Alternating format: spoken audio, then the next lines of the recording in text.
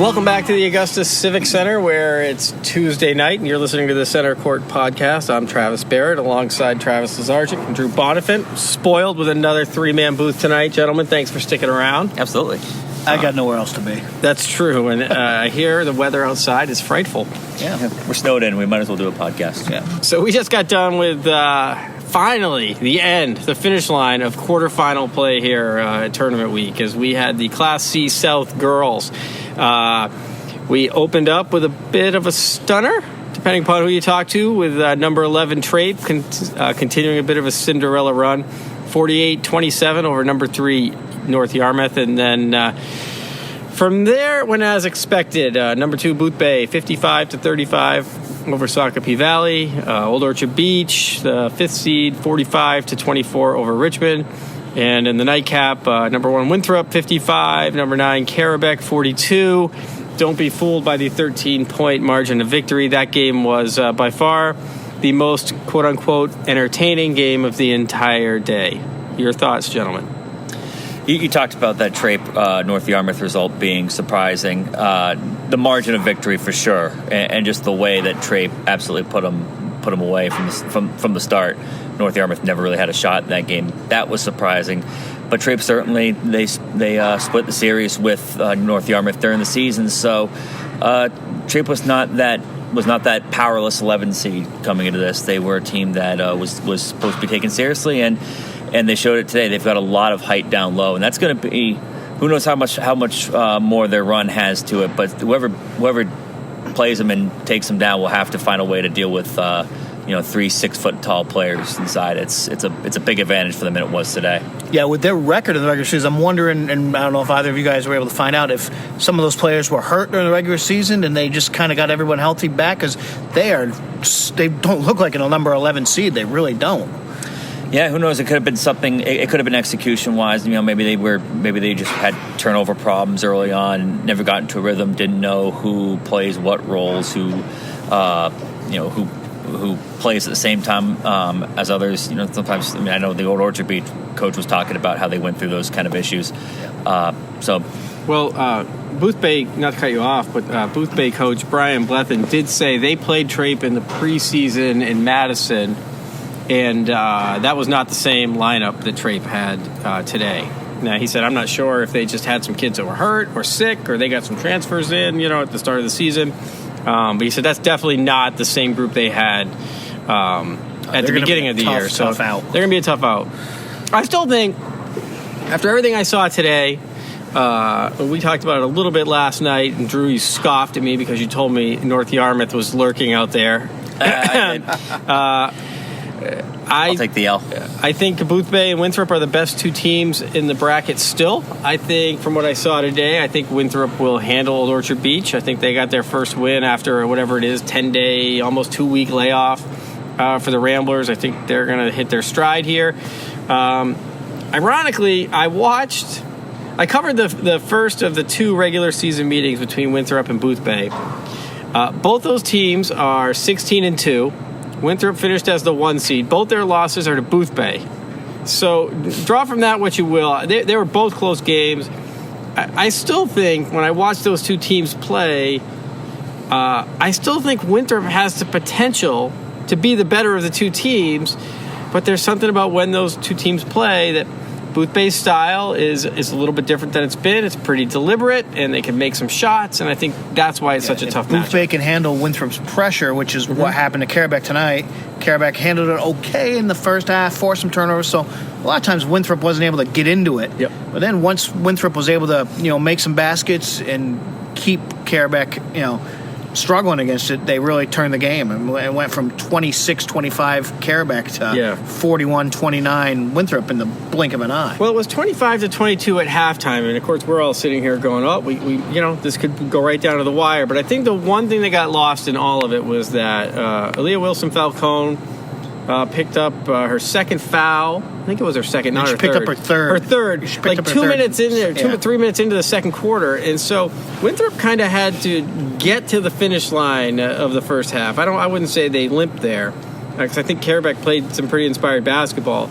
But once Wilson Falcone was back on the floor to start the second half, that third quarter Winthrop looked like, I think, what we expected them to do. Yeah, she scored all 8 of her points in the third quarter, and they just looked like a much better team. They looked like what they should look like. Yeah, I agree. I mean, she's a difference maker. She can do a lot on the offensive end. She can drive to the basket. She can knock down the shot. But it's more on the defensive end. She sets the tone for the pace that they play at. She's always making a play on the ball. It's really hard to pass along the perimeter when she's playing up top, because she just has really good instincts and can take it the other way. And so, when you're having to manage her minutes and everything with foul trouble, it's hard for the team to be running at a full clip. But once she's able to, and once Winthrop was able to really kind of lean on her in the second half of that game, you could see everything just pick up for them. Yeah, I think we don't want to spend too much time on these other 2 games, but you guys can certainly jump in. Richmond scored 4 points in the first half. Did I have that right? 6 points in the first half? Yeah, 6 points. 26-6. Yeah, so a couple of 3-point quarters there. Not going to get it done. Orchard Beach just was in control. Shakopee Valley kind of in a rebuilding stage. I think it's the old happy to be here story, and Booth Bay looked really good. So I think we're good with Class C girls for tonight. Let's move on. Class B South. Local team Maranacook, the 7th seed, they lose in the semifinals down there, 46-31 to Wells. The Black Bears had 2 scoreless quarters in that game, so the second quarter and the fourth quarter, and I think that's a tough pill to overcome. B South boys, Maranacook will get some revenge against Wells, or at least have the chance to. The top seed of Black Bears, a 64-40 runaway winner over Lake Region. They go to the Class B South regional final, where they'll face Wells, a 49-36 winner over Cape Elizabeth. I have not seen the Maranacook boys. I am familiar with head coach Travis Magnuson. I think we always wonder when these teams from here head to the B South region, where you're facing some real heavyweights.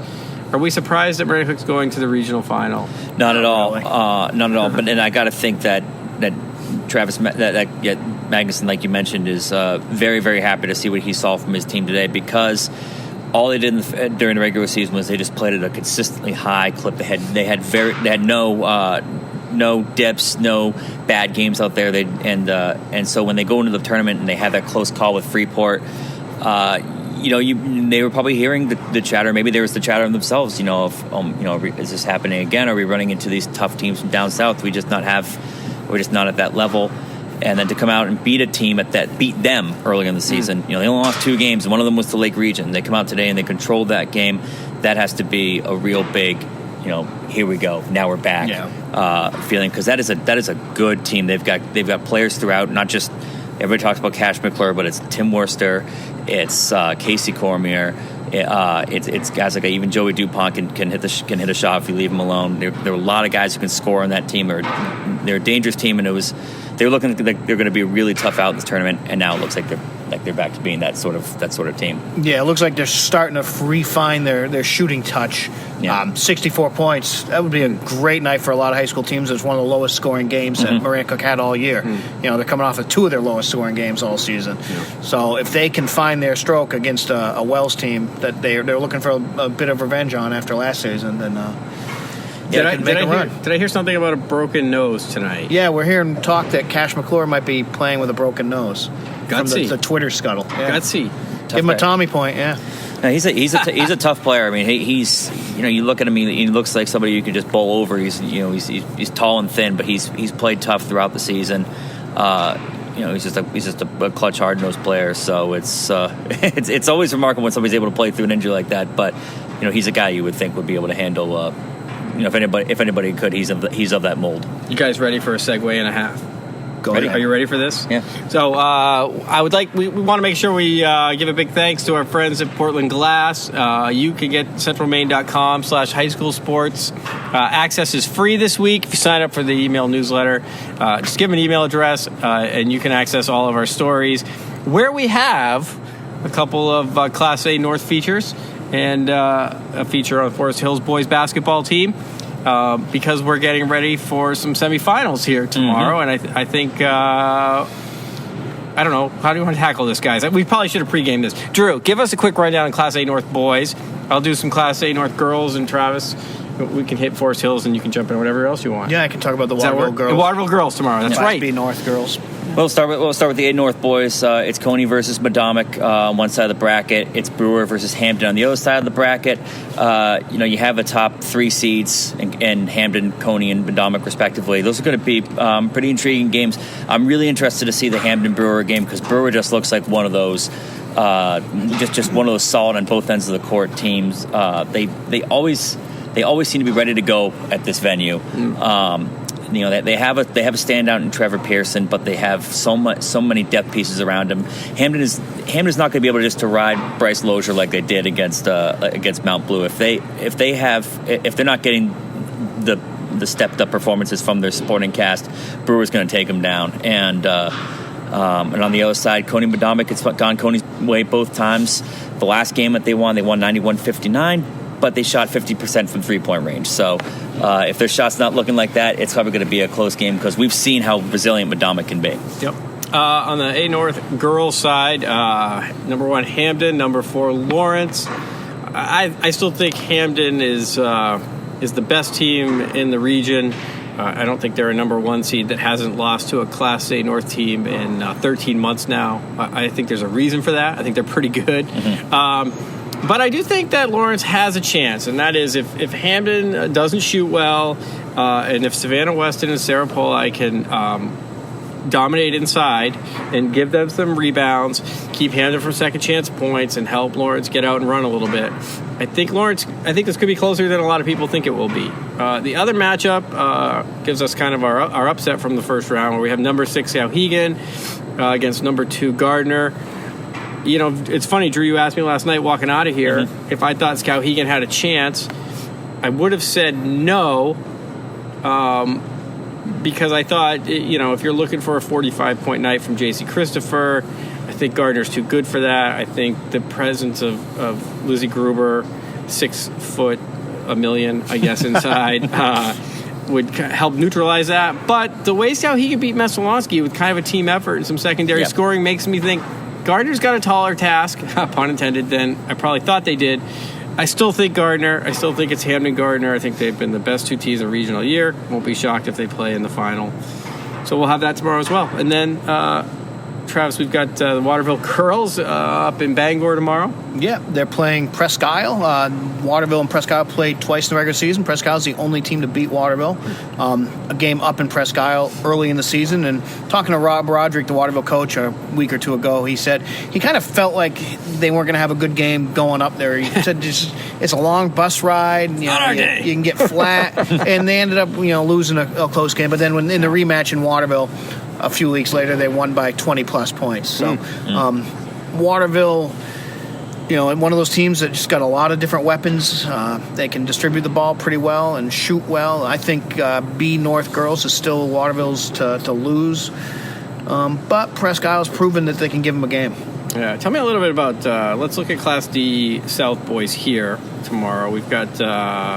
I forget the first game because we got Rangeley versus Greenville. Greenville. Winner gets to keep the Lakers nickname. Yep, and then Forest Hills Temple. I think we all kind of feel the same about that. But Travis, Forest Hills, 2,000-point scores now. Parker Desjardins and Hunter Cuddy, who got his 1,000-point here on Saturday. Temple's a team that I don't think they can run with Forest Hills. They've got some athletes, but that said, they haven't handled Forest Hills' pressure very well in the past, and I don't know if that'll change on the court here. Forest Hills is just so well-oiled. Yeah. I mean, I know it's an overused cliche, right? They're a well-oiled machine, but boy, they just seem they've won 41 games in a row now. They're confident. They feel like this is their tournament, and it really, right now, it is, until someone even gives them a close game. Yeah. All right, final thoughts tonight? Drew, I know you've got them. Just that it was good that we got a close game out of that C South bracket today with the Winthrop and Carrabeck matchup. Carrabeck gave a fight that I'm sure a lot of people probably thought a 9 seed wouldn't give a 1 seed. And just a final point about Richmond. Coach Mike Ladner was pointing out they had 10 of 13 players coming back. So even though they certainly didn't play well today, those performances only help you get better. And they have a lot of people coming back who learn from this. So it'll be interesting to see how it affects them going forward. Travis, any final thoughts? Only that we get into the semifinals tomorrow, and we will get our semifinal second wind. We can catch a breath and move on. Truer words were never spoken. Hump day of tournament week. Yeah, Tuesday's a long day, and Wednesday's a long day, but it's funny. It's starting to roll downhill. Travis and I were talking, we were waiting for Winthrop to come out of the locker room, waiting for the coach to come out, and we were saying Tuesday is rough. Wednesday's a long day, a lot of games, right? A lot of, we're starting to whittle down into the semifinals. Matchups get a lot more intriguing. But they get better. Yeah. There's more on the line, and I feel like hot teams play well. I don't know. I think we just have some fun with the semifinals, so I'm looking forward to it. And you can get all of our coverage, centralmaine.com/high school sports. Again, thanks to Portland Glass, you can access all that stuff for free this week. Throughout the entire tournament, we've got videos, we've got these podcasts, we've got I don't even know, galleries and columns and some great feature stories. You guys have been doing good work. Let's keep it up. Thank you. And we'll do it again tomorrow. All right, Sounds good. See you then. Thanks for listening to the Center Court Podcast.